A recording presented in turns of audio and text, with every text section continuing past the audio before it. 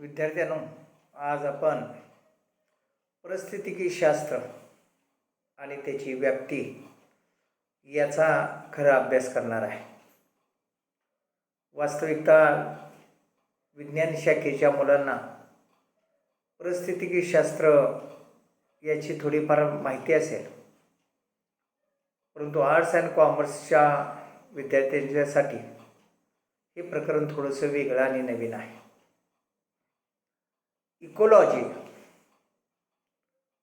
म्हणजे परिस्थितिकी शास्त्र. एकंदरीत आपण जर बघितलं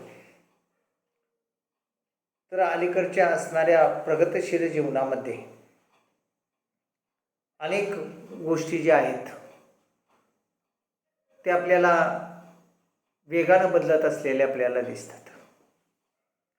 आणि आपणच म्हणतो की निसर्गातला समतोल हळूहळू ढासळत चाललेला आहे किंवा असंतुलनाकडे चाललेला आहे. वास्तविकता निसर्गाचं चक्रच अशा प्रकारचं असतं की ज्यामुळे समतोल साधला जाईल. परंतु आपल्या असणाऱ्या बुद्धिमत्तेच्या जोरावर आपण अनेक अशा प्रकारची प्रगती केलेली आहे की ज्यामुळं निसर्गामध्ये असणारे जैविक आणि अजैविक असे जे काही दोन घटक आहेत, या दोन्ही घटकामध्ये जे समानता असणं गरजेचं आहे, तिथं मात्र असमतोल निर्माण होत असलेला आपल्याला दिसतो.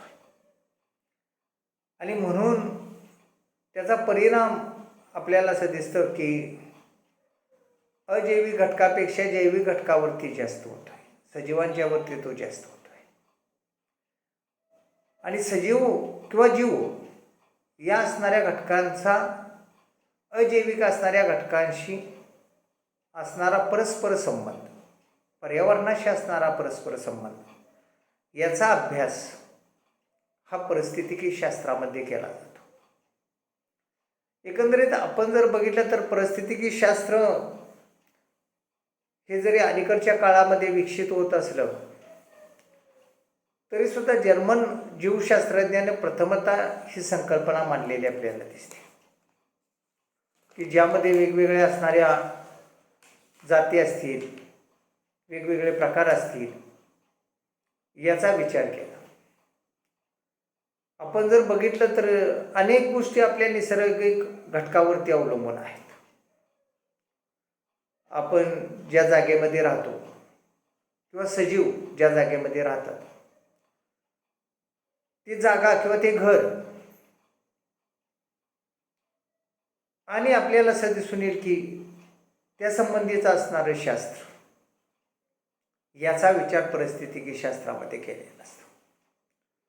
थोडक्यात काय तर परिस्थितिकी शास्त्र म्हणजे सजीवांचा आपापसातील आणि पर्यावरणातील परस्पर संबंध यांचा अभ्यास होतो. म्हणजे एकतर सजीवांचा आपापसामध्ये काय रिलेशन आहे आणि त्याचबरोबर या सजीवांचा असणारं पर्यावरणाशी संबंध कशा स्वरूपाचा आहे याचा ज्या ठिकाणी अभ्यास केला जातो त्याला आपण परिस्थितिकी शास्त्र असं म्हणतो. आणि म्हणून पर्यावरणातील असणाऱ्या एकमेकावर अवलंबून असणाऱ्या घटकांच्या क्रियांचा आपल्याला असं दिसून येईल की अभ्यास किंवा क्रियांचा शास्त्रीय अभ्यास म्हणजेच परिस्थितिकी शास्त्र. म्हणजे एकंदरीत आपण जर बघितलं तर पर्यावरणातील अनेक घटक एकमेकावर अवलंबून असतात, त्यांच्यामध्ये परस्परांच्या आंतरक्रिया असतात. या आंतरक्रियाचंच संशोधन करणं, त्याचाच अभ्यास करणं म्हणजे परिस्थितिकी शास्त्र. आणि त्यामुळं आपल्याला असं दिसून येतं की सजीव व त्याच्या भोवतालचं असणारं पर्यावरण यांच्या सहसंबंधांचा अभ्यास ज्या शास्त्रामध्ये केला जातो त्याला आपण परिस्थितिकी शास्त्र असं म्हणतो. आणि म्हणून सजीव हा काय वेगळा नाही आहे, त्याचंही रिलेशन इतर घटकांशी असलेलं आपल्याला दिसतं. आणि म्हणून त्याची व्याप्ती अभ्यासणं की पर्यावरणातील वेगवेगळ्या घटकांशी त्याचे काय रिलेशन्स आहेत, सजीवांच्या आपापसामध्ये काय रिलेशन्स आहेत, हे अभ्यासण्यासाठी आपल्याला परिस्थितिकी शास्त्राची असणारी व्याप्ती जी आहे ती व्याप्ती अभ्यासणं अत्यंत महत्त्वाचं आहे. कारण याच्यामध्ये आंतरशाखा संबंध असलेले आपल्याला दिसतात. आणि हे आंतरविद्याशास्त्रीय संबंध जे आहेत त्या संबंधांचा खऱ्या अर्थानं आपल्याला विचार करायचा आहे.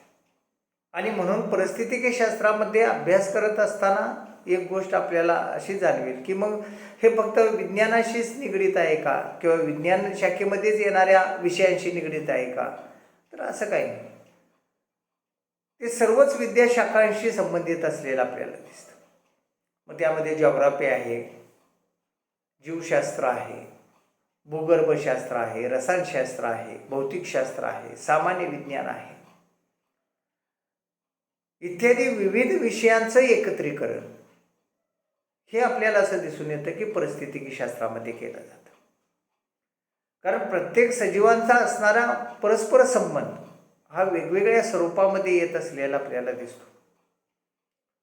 मग त्यांची एक अन्न साखळी तयार होत असलेली आपल्याला दिसते, विघटनात्मक प्रक्रिया आपल्याला होत असलेल्या आपल्याला दिसतात. आणि त्यामुळं आपण जर पाहिलं तर आपल्याला असं दिसून येईल की कोणीही वेगळा नाही आहे, तो परस्परावलंबीच आहे.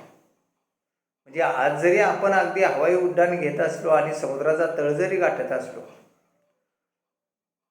तरीही सुद्धा पर्यावरणातील असणाऱ्या जैविक आणि अजैविक घटकांशी आपला अन्योन्य साधारण संबंध असलेला आपल्याला दिसतो. आणि म्हणून या असणाऱ्या शास्त्राचा अभ्यास करणं अत्यंत क्रमप्राप्त असलेला आपल्याला दिसतं. कारण हा जर असमतोल वाढत गेला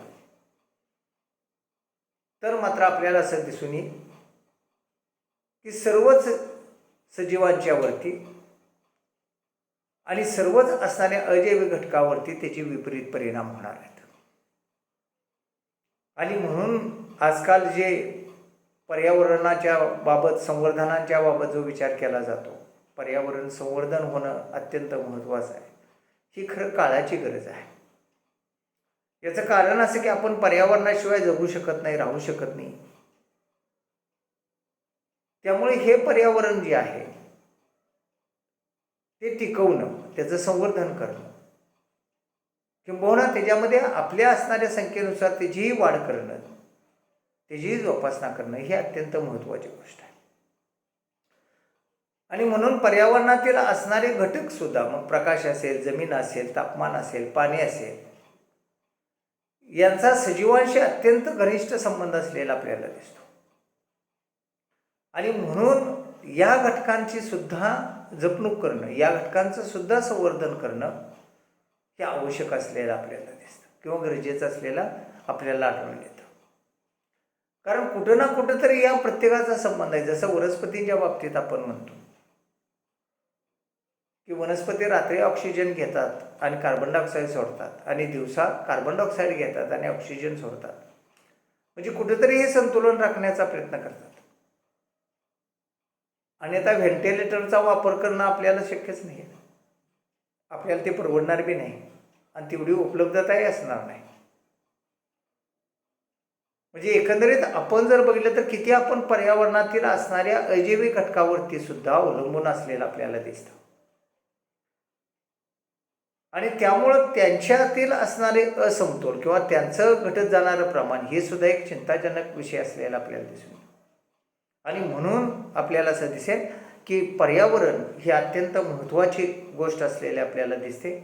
आणि त्यामुळं कार्बन डायऑक्साईडमुळं जसं वनस्पतीमध्ये CO2च्या माध्यमातून वनस्पतीच्या अन्न निर्मितीस मदत होते किंवा नायट्रोजन अप्रत्यक्षपणे आपल्याला असं दिसून येईल की N2 अप्रत्यक्षपणे मदत करत असलेलं आपल्याला दिसतं.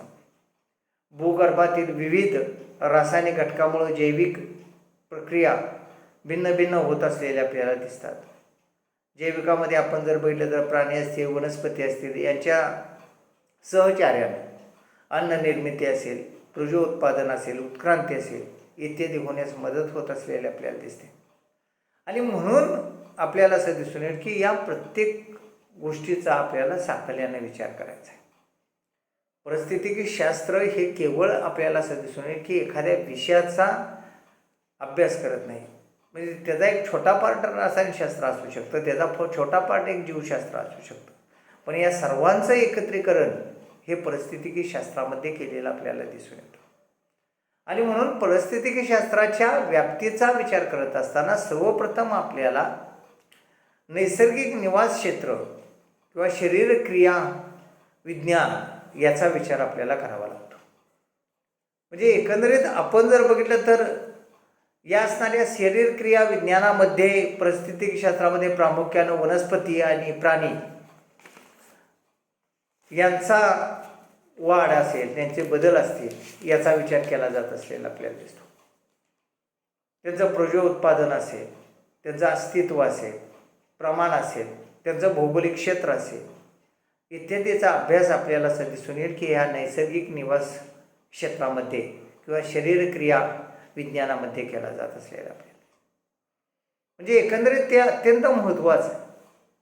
कारण यांचं परस्पर संबंधावरतीच वाढ अवलंबून आहे, पुनरुत्पादन अवलंबून आहे, अस्तित्व अवलंबून आहे, प्रमाण अवलंबून आहे, भौगोलिक क्षेत्र त्यांचं ठरलेलं असलेलं आपल्याला दिसत आहे.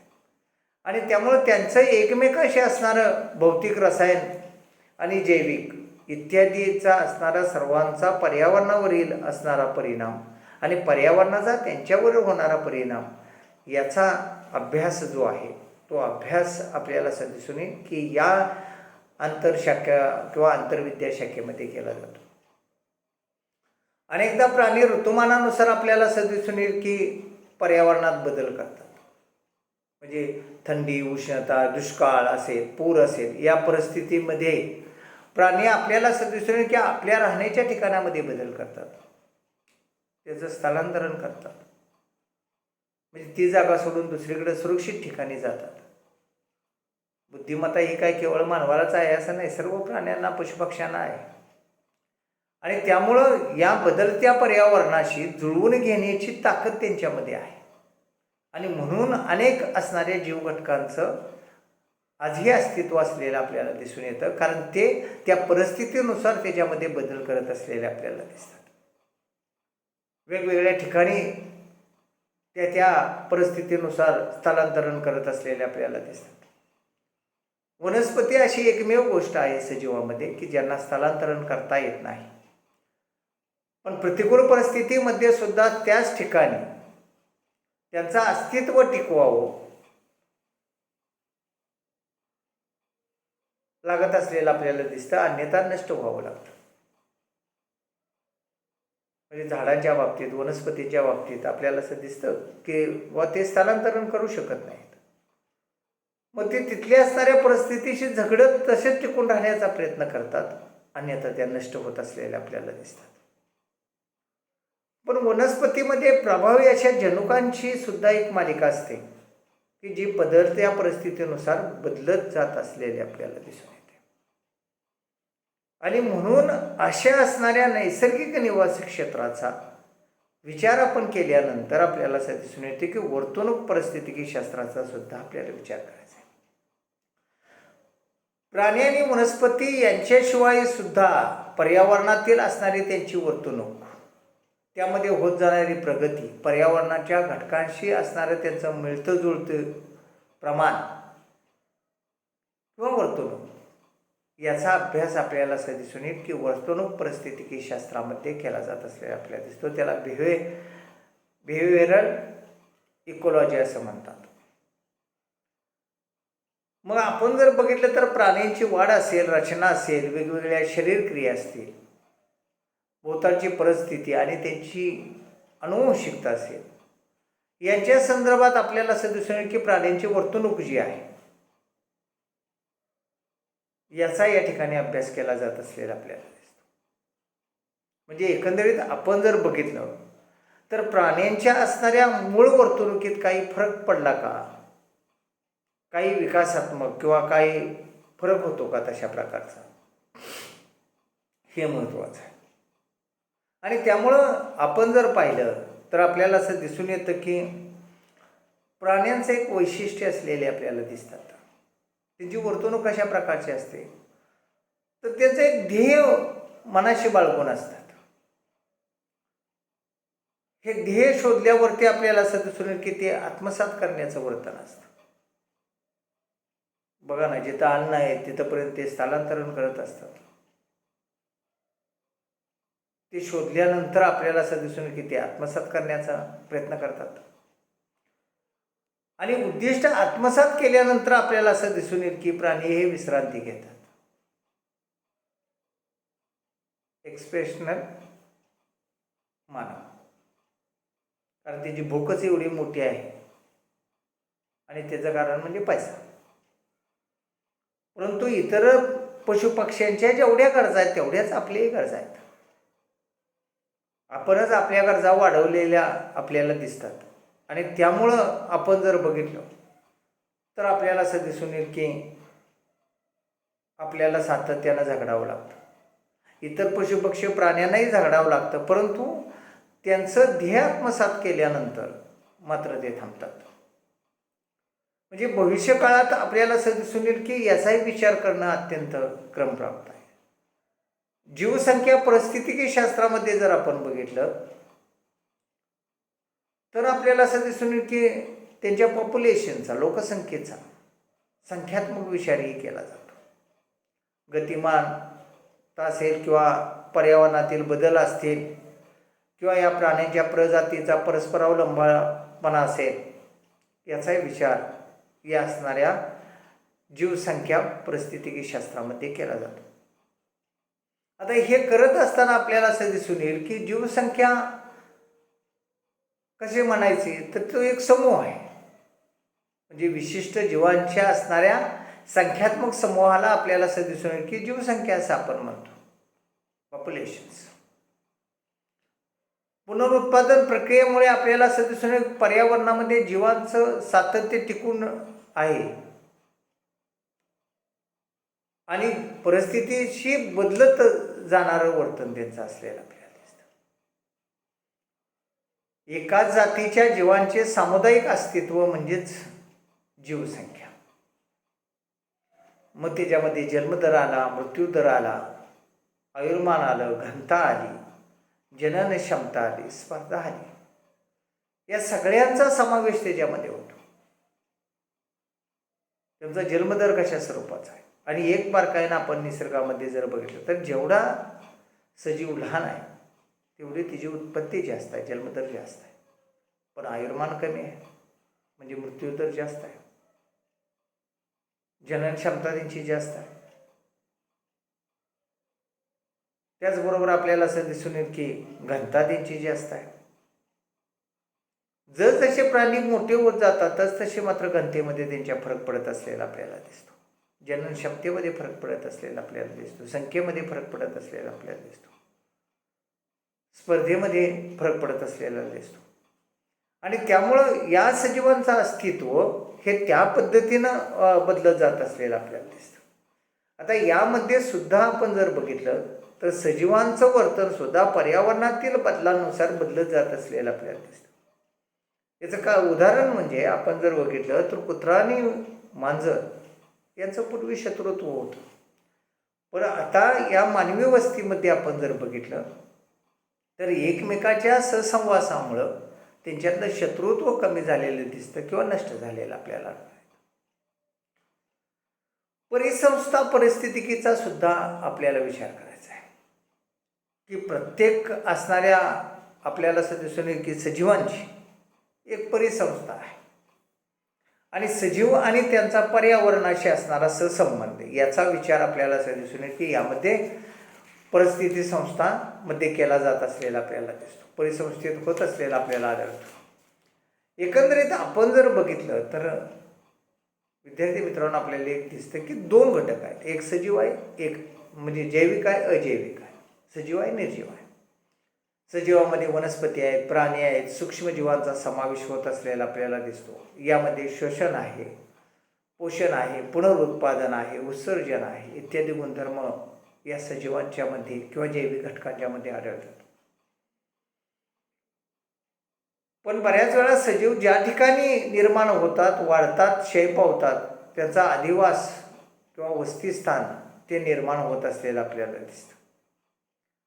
त्याचबरोबर अजैविक घटक सुद्धा असलेले आपल्याला दिसतात. भौतिक घटक आणि रासायनिक संयुगे इत्यादींचा समावेश होतो. सौर प्रारण त्यामध्ये येत असलेलं आपल्याला दिसतं. तापमान आहे, पाणी आहे, हवा आहे, जमीन आहे इत्यादी भौतिक घटक, जमीन, पाणी, हवा इत्यादीला आपण काय म्हणतो, भौतिक घटक. आणि रासायनिक संयुगे, मग कार्बन डायऑक्साईड असेल, ऑक्सिजन असेल, हायड्रोजन असेल, कॅल्शियम असेल, मॅग्नेशियम असेल, लोह असेल, सोडियम असेल, पोटॅशियम असेल, ही सगळी रासायनिक संयुगे आहेत. आणि यांचा असणारा संबंध सजीवांशी या परिसंस्थेमध्ये केला जात असलेला आपल्याला दिसतो. त्यामुळं आपल्याला दोन्ही गोष्टींची गरज आहे. म्हणजे जसं जैविक घटकांची गरज आहे, अजैविक घटकामध्ये सुद्धा भौतिक घटके आणि रासायनिक संयुगे यांची सुद्धा आवश्यकता आहे. कारण आपल्याला ऑक्सिजन लागतो, लोह लागतं, याची गरज असलेली आपल्याला दिसते. आणि म्हणून आपण जर पाहिलं तर आपल्याला असं दिसून येईल की आपल्या शरीर रचनेमध्येच भौतिक आणि रासायनिक मूलद्रव्यांचा सहभाग असलेला आपल्याला दिसतो. म्हणजे सगळ्या सजीवांच्या मध्ये, मानवामध्येच असं नाही, सर्व सजीवांमध्येच त्याचा समावेश असलेला आपल्याला दिसतो. आणि म्हणून या यंत्रणेला सुद्धा कार्यान्वित करण्यासाठी ऊर्जेची गरज असते, की जी ऊर्जा आपल्याला सूर्यापासून मिळते. आणि म्हणून या प्रत्येकाचं अस्तित्व आपण जर बघितलं तर परस्परावलंबी असलेलं आपल्याला दिसून येतं. त्यामुळं भौतिक असेल, रासायनिक द्रव्ये असतील, यांची पुनर्चक्रता असलेली आपल्याला दिसते. बघा ना, एखादा सजीव ज्यावेळी मृत होतो त्यावेळी त्याचं विघटन करणारे सूक्ष्मजीव असलेले आपल्याला दिसतात. म्हणजे जैविकाकडून विघटकाकडे आणि विघटनाकडून पर्यावरणाकडे. कारण सजीवामार्फत त्यांचं संक्रमणही होत असलेलं आपल्याला दिसतं. ही चक्राकार प्रणाली आहे. त्यामुळं या ठिकाणी आपण जर बघितलं तर हे चक्र अविरतपणे चालू असलेलं आपल्याला.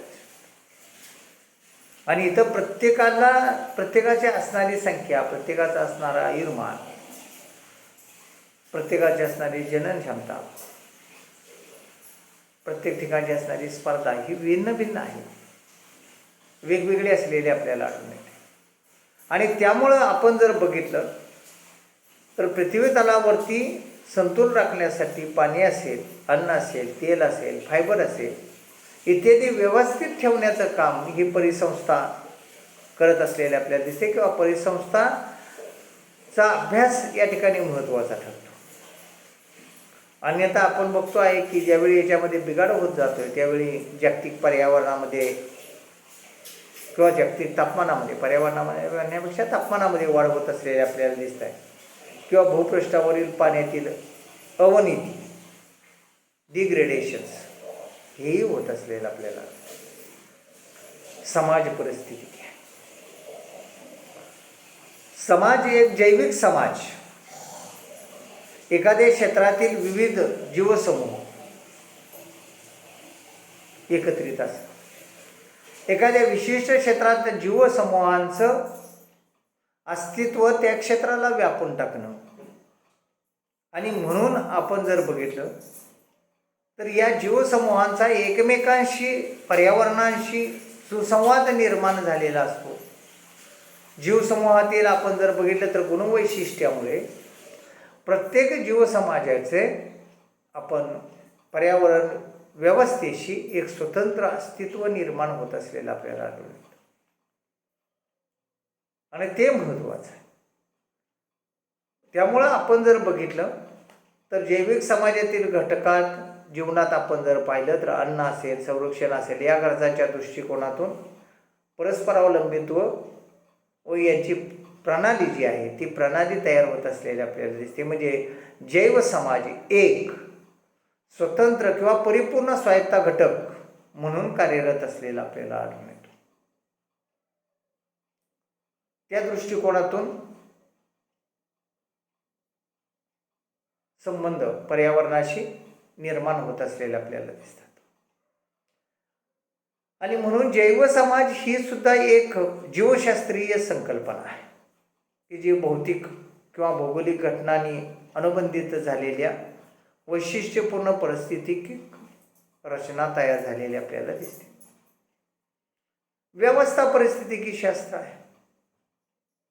यामध्ये जर आपण पाहिलं तर आपल्याला असं दिसून येतं की हे आंतरविद्याशास्त्रीय परिस्थितिकी शास्त्राचं क्षेत्र असलेलं आपल्याला दिसते. यामध्ये जीवशास्त्र, भौतिकशास्त्र, भूगोल, मानवी हस्तक्षेप इत्यादीचा अभ्यास केला जात असलेला आपल्याला दिसतो. आणि जीवशास्त्रिकीय किंवा जीवशास्त्र व परिस्थितिकीय घटक यांच्यामधील परस्पर संबंध, व्यवहार यांचा विशेष प्रभाव या असणाऱ्या व्यवस्था परिस्थितिकी शास्त्रामध्ये असलेला आपल्याला दिसतो. याच्यामध्ये ज्यावेळी आपल्याला असं दिसून येतं की असमतोल निर्माण होतो, तेव्हा मात्र अनेक पशुपक्षी, प्राणी, वनस्पती ह्या नष्टतेच्या मार्गावरती जात असलेल्या आपल्याला आढळून येतात. त्यामुळं परस्परावलंबत्व टिकवणं ही अत्यंत काळाची गरज असलेली आपल्याला दिसते किंवा त्या दृष्टिकोनातून प्रयत्न होणं अत्यंत आवश्यक असतं. कारण प्रत्येकाची एकमेकाशी गरज ही नैसर्गिकरित्या बांधून ठेवलेली आपल्याला दिसते किंवा निसर्गानंच ती तयार केलेली आपल्याला दिसून येते. फक्त आपण त्या प्रभावाबरोबर जात असलेलं आपल्याला दिसून येतं. दृश्य परिस्थितिकी शास्त्र सुद्धा आहे. आता दृश्य परिस्थितिकी शास्त्र हे उपविद्या शास्त्रीय शाखा आहे. आता यामध्ये आपल्याला असं दिसून येतं की परिस्थितिकी व भूगोल या विषयाच्या अभ्यासाचा अंतर्भाव होतो. म्हणजे आपण जर भौगोलिकदृष्ट्या विचारात घेतलं तर गवताळ प्रदेश आहे, टुंड्रा प्रदेश आहे, जंगल आहे, वाळवंटीय प्रदेश असलेले आपल्याला दिसतात. अशा विविध परिसंस्था विविध प्रकारामध्ये आढळत असलेल्या आपल्याला दिसून येतात. आणि या ठिकाणी किंवा या विविध ठिकाणी प्राणी, वनस्पती यांचं वितरण, ऊर्जेचा प्रवाह, साधनसामुग्री व त्यासंबंधित असणाऱ्या पर्यावरण, वैयक्तिक घटक इत्यादींचा आपल्याला असं दिसून येईल की अंतर्भाव होत असलेला आपल्याला दिसतो. आणि त्याचा अभ्यास नेमका दृश्य परिस्थितिकी शास्त्रामध्ये केला जातो. एकंदरीत आपण जर बघितलं तर परस्पर अवलंबून असणाऱ्या प्राणी, वनस्पतीच्या बाबतीत ठराविक ठिकाणी संरचना कशी परिणाम करते. आता हे टुंड्रा प्रदेश वगैरे अतिशय थंड ठिकाणं असलेले आपल्याला दिसतात. काही ठिकाणी उष्ण वाळवंटी प्रदेश असलेले आपल्याला दिसतात. आणि या ठिकाणी ज्यावेळी अशा वनस्पती किंवा प्राणी यांचं वास्तव्य असतं, म्हणजे सजीवांचं वास्तव्य असतं, त्यावेळी त्यांची एक संरचना कशी परिणामकारक करते याचा अभ्यास, सजीवांच्या वर्तणुकीचा अभ्यास, कार्यपद्धती, त्यांच्यामधील असणारा समन्वय, जीवनशैली याचा अभ्यास दृश्य किंवा दृक परिस्थितिकी शास्त्रामध्ये केला जात असलेला आपल्याला दिसतं. उत्क्रांती परिस्थितिकी शास्त्र आहे. आपल्याला माहिती आहे की चार्ल्स डार्विनने उत्क्रांतीवादाचा सिद्धांत जो आहे तो 1859ला मांडलेला होता. आता उत्क्रांतीमध्ये पर्यावरणातील बदलांशी सजीवांच्यामध्ये होत असणारे बदल याचा विचार केलेला आहे. आणि हे बदल विचारात घेत असताना चार्ल्स डार्विन यांनी एक लक्षात घ्या, भूगर्भशास्त्रीय, भूगोलशास्त्रीय घटना अत्यंत महत्त्वाच्या आहेत. म्हणजे सजीवाच्या दृष्टिकोनातून सुद्धा त्या महत्त्वाच्या आहेत.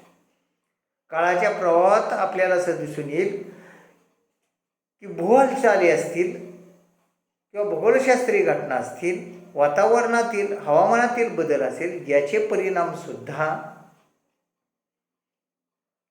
सजीवांच्या वरती होत असलेले आपल्याला दिसून येतात. आणि त्यानुसार सजीवांचा असणारे बदल हे घडून येत असलेले आपल्याला आढळून येतात. हे सगळ्यात महत्त्वाचं आहे.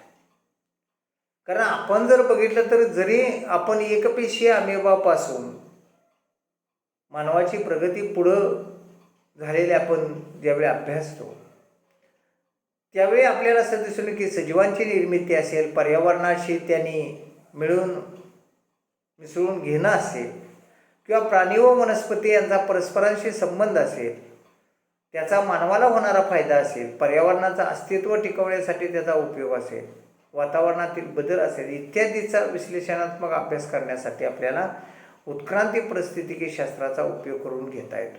आणि ते त्या दृष्टिकोनातून अत्यंत महत्त्वाचं आहे. आणि सर्वात महत्त्वाचं राजकीय परिस्थितिकी, पर्यावरणीय घटकावरती राजकीय, सामाजिक, आर्थिक असा घटकांचा कसा परिणाम होतो याचा अभ्यास राजकीय परिस्थितिकी शास्त्रामध्ये केला जातो. पर्यावरण धोरणावरील असणारा प्रभाव, पर्यावरणातील समस्या यावर समाज, राज्य, संघटना, आंतरराष्ट्रीय शक्ती इत्यादीचा प्रभाव कशा प्रकारे पडतो याचा विश्लेषणात्मक अभ्यास जो आहे तो अभ्यास राजकीय परिस्थितिकी शास्त्रामध्ये केला जात असलेला आपल्याला दिसतो. आणि राजकीय व आर्थिक जीवन सुखाकर करण्यासाठी मोठ्या प्रमाणावर नैसर्गिक साधन संपत्तीचा अपव्यय जो केला जातो, त्यामुळे जमिनीची अवनती असेल, प्राण्यांचं संरक्षण, जंगलतोड असेल, भूपृष्ठावरील पाणी अवनती असेल इत्यादीवरती जर उपाययोजना केल्या नाहीत तर मात्र परिस्थितिकी असंतुलन निर्माण होईल. आणि हे जर संतुलन निर्माण करायचं असेल तर या संदर्भातल्या महत्त्वपूर्ण उपाययोजना करणं अत्यंत आवश्यक आहे. आज प्रत्येक राष्ट्रामध्ये प्रगतीसाठी एक लक्षात घ्या की स्पर्धा ह्या विकोपाला गेलेल्या आपल्याला दिसतात. ताणतणाव निर्माण होत असलेले राष्ट्रामध्ये आपल्याला दिसतात. प्रत्येक राष्ट्र प्रगतीच्या नावाखाली महासत्ता बनण्यासाठी प्रयत्न करत असलेले दिसतं. त्यातूनच शीतयुद्धाचे धोकेसुद्धा निर्माण होत असलेले आपल्याला दिसतात. आणि यामध्ये आपल्याला असं दिसून येईल की एकता, बंधुत्व आणि समानता आणण्यासाठी राजकीय परिस्थितिकी शास्त्राचा अभ्यास जो आहे तो निश्चितपणे उपयोगी पडत असलेला आपल्याला दिसतो. आणि म्हणून या असणाऱ्या परिस्थितिकी शास्त्रामध्ये आपण विचारात घेत असताना किंवा अभ्यासात असताना या विविध असणाऱ्या आंतरविद्याशाखा ज्या आहेत या आंतरविद्याशाखाचा आपल्याला अभ्यास करावा लागतो. आणि यानंतर मग आपल्याला असं दिसून येईल की पर्यावरणाची जी संकल्पना आहे, पर्यावरणाचे जे प्रकार आहेत त्याचा आपल्याला विचार करावा लागेल.